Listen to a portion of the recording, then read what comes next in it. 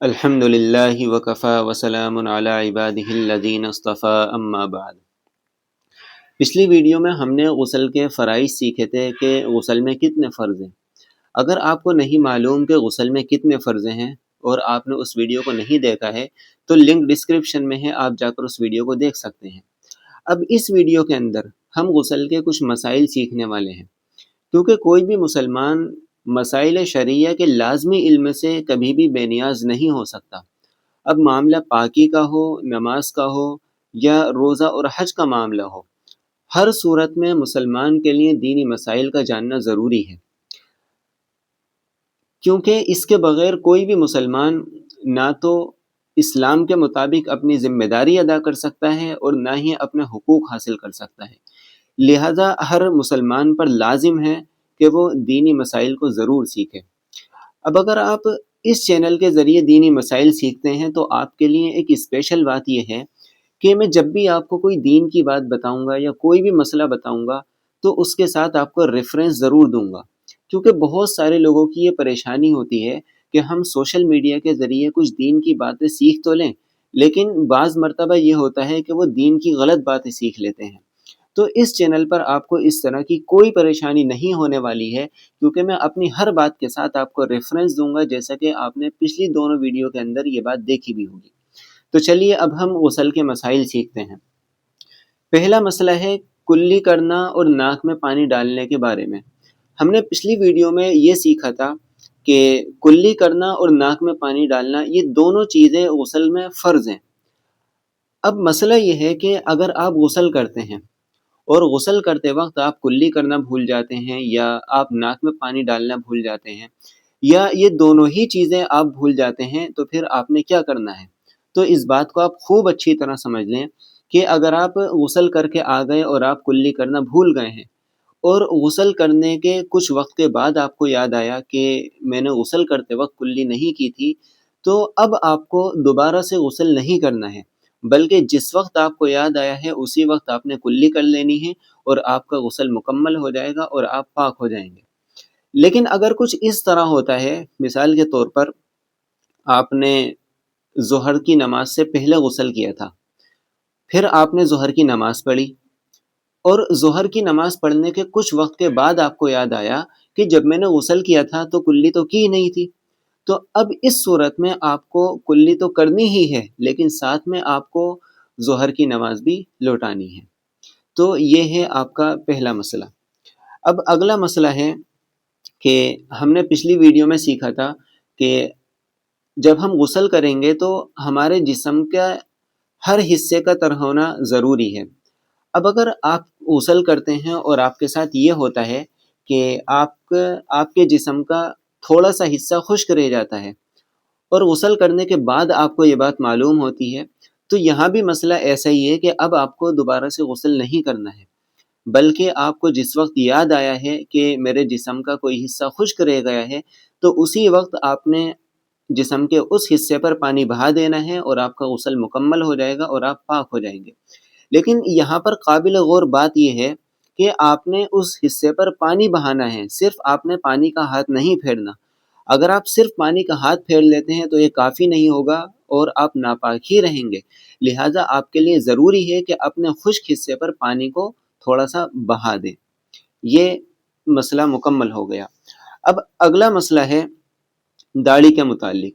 کہ بعض مرتبہ ایسا ہوتا ہے کہ داڑھی کا نچلا حصہ جو ہے وہاں پر پانی نہیں پہنچ پاتا، اور اگر کسی کی داڑھی گھنی ہے تو ایسی صورت میں اور زیادہ پانی کا پہنچنا مشکل ہوتا ہے۔ تو اس مسئلے کو یاد رکھیں کہ داڑھی کے نچلے حصے تک پانی پہنچانا فرض ہے۔ اگر غسل کرتے وقت آپ کی داڑھی کے نچلے حصے تک پانی نہیں پہنچا ہے تو آپ کا غسل مکمل نہیں ہوا ہے، ابھی آپ ناپاک ہی رہیں گے، لہذا اس بات کے اوپر خاص توجہ رہنی چاہیے۔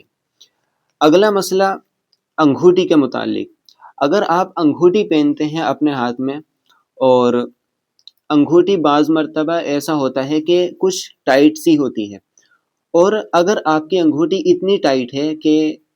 اگر آپ غسل کرتے وقت انگوٹھی کو نہیں اتارتے ہیں تو انگوٹھی جس حصے پر ہے اس حصے پر پانی نہیں پہنچتا، تو آپ یاد رکھیں ایسی حالت میں انسان کا غسل نہیں ہوتا ہے، وہ ناپاک ہی رہتا ہے۔ تو یا تو آپ ایسی انگوٹھی کو اتار کر غسل کریں، ورنہ آپ جس حصے پر انگوٹھی ہے اس حصے پر دھیان سے پانی پہنچائیں، کیونکہ اگر اس حصے پر پانی نہیں پہنچا تو آپ کا غسل نہیں ہوگا۔ اور اگر انگوٹھی نارمل سی ہے یا کچھ ڈھیلی سی ہے تو پھر پریشانی والی بات ہی نہیں ہے، وہاں پر پانی پہنچ ہی جاتا ہے۔ اگلا مسئلہ ہے کہ بعض عورتیں تہ والی نیل پولش اور لپسٹک یوز کرتی ہیں، تو اس بات کو بھی اچھی طرح سمجھ لینا چاہیے کہ اگر آپ نے تہ والی نیل پولش یوز کی ہوئی ہے یا آپ نے تہ والی لپسٹک یوز کی ہوئی ہے تو اس حالت میں آپ کو غسل نہیں کرنا ہے۔ غسل کرتے وقت آپ کے لیے اس تہ والی لپسٹک کو بھی چھٹانا ضروری ہے اور تہ والی نیل پولش کا ہٹانا بھی ضروری ہے۔ اگر آپ نے اسی کے ساتھ میں غسل کر لیا تو آپ کا غسل مکمل نہیں ہوگا، آپ ناپاک ہی رہیں گی۔ لہٰذا اس بات کے اوپر آپ خاص توجہ رکھیں کہ اگر آپ کی نیل پولش بھی تہ والی ہے اور لپسٹک تہ والی ہے تو آپ نے اس کو ہٹا کر ہی غسل کرنا ہے، اس کو ہٹائے بغیر غسل نہیں کرنا ہے۔ اسی طریقے سے اب اگلا مسئلہ ہے کہ عورت کے لیے سر کے بالوں کی جڑ تک پانی پہنچانا ضروری ہے۔ اب چونکہ عورتوں کے بال لمبے ہوتے ہیں اور اگر لمبے ہونے کے ساتھ ساتھ وہ گھنے بھی ہوں تو ایسی صورت میں بالوں کی جڑ تک پانی پہنچنا تھوڑا مشکل ہوتا ہے۔ اسی وجہ سے ان تمام مسائل کو ہائی لائٹ کرنا ضروری ہے تاکہ انسان ان چیزوں سے غفلت نہ برتے۔ تو ہر عورت کے لیے لازم ہے کہ غسل کرتے وقت اس کے بالوں کی جڑوں تک پانی پہنچ جائے۔ اگر بالوں کی جڑ تک پانی نہیں پہنچا تو یاد رکھیں آپ کا غسل نہیں ہوگا، آپ ناپاک ہی رہیں گے۔ اب آخری مسئلہ یہ ہے کہ بہت سارے لوگ اس بات کو لے کر کنفیوز ہوتے ہیں کہ ہم نے غسل تو کر لیا، اب غسل کرنے کے بعد نماز پڑھنے کے لیے ہمیں وضو کرنے کی ضرورت ہے یا نہیں۔ تو اس کو آپ اچھی طرح سمجھ لیں کہ اگر آپ نے غسل کیا ہے تو غسل کرنے کے بعد آپ ڈائریکٹ نماز پڑھ سکتے ہیں، آپ کو وضو کرنے کی کوئی ضرورت نہیں ہے۔ اگر آپ کو غسل کرنے کے بعد کوئی ایسی چیز پیش آ جاتی ہے جس سے وضو ٹوٹ جاتا ہے تب آپ کو وضو کرنا ہے، ورنہ اگر آپ بغیر وضو کیے غسل کرنے کے بعد نماز پڑھتے ہیں تو آپ کی نماز ہو جائے گی، آپ کو غسل کرنے کی کوئی ضرورت نہیں ہے۔ تو یہ غسل کے کچھ مسائل ہیں جو ہمارے لیے جاننا بہت زیادہ ضروری ہیں، اس لیے آپ تمامی حضرات ان مسائل کو اچھی طرح ذہن نشین کر لیں اور اس سے بالکل بھی غفلت نہ برتیں، کیونکہ ہماری ان مسائل سے غفلت ہمارے لیے بہت زیادہ نقصان دہ ثابت ہو سکتی ہے۔ کیونکہ اگر ہم نے ان مسائل سے غفلت برتی اور ہم نے انجانے کے اندر غسل تو کیا لیکن کچھ اس طرح کی ہم نے غلطی کر دی کہ ہمارا غسل مکمل نہیں ہوا، ہم ناپاک ہی رہے، تو نہ تو ہماری ایسی حالت میں نماز ہی قبول ہوگی اور نہ ہی ہماری تلاوت ہی قبول ہو سکتی ہے، اور ایسی حالت میں بجائے ثواب کے ہمارے لیے جو ہے اور گناہ لکھ دیا جائے گا ہمارے نامہ اعمال میں۔ اس وجہ سے یہ مسائل بہت اہم ہیں، ان کو آپ سیکھیں اور ذہن نشین کر لیں۔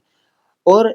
یہ تمام مسائل ایک ہی مرتبہ ویڈیو دیکھنے سے ہو سکتا ہے آپ کے ذہن میں صحیح طریقے سے نہ بیٹھیں، اس وجہ سے اگر آپ نے اس ویڈیو کو ایک بار دیکھ لیا ہے تو آپ نے دوسری مرتبہ بھی دیکھنا ہے اور تیسری مرتبہ بھی دیکھنا ہے،